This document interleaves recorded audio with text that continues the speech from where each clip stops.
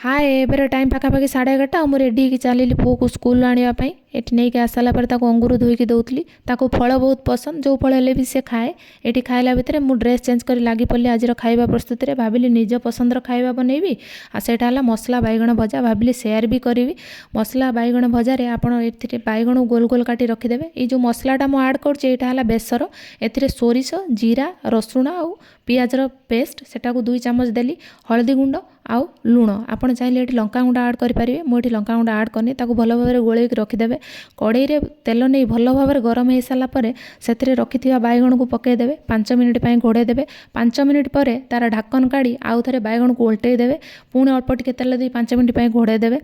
तापर ढक्कन काढ़ी हो जाइए बैगण रेडी पाखापाखि नाली हो सारापर से भजा जीरा गुंड देदेवे दे सारी प्रस्तुत हो आज मसला बैगण भजा आपण या पखाड़ बा गरम सहित खाई पारे।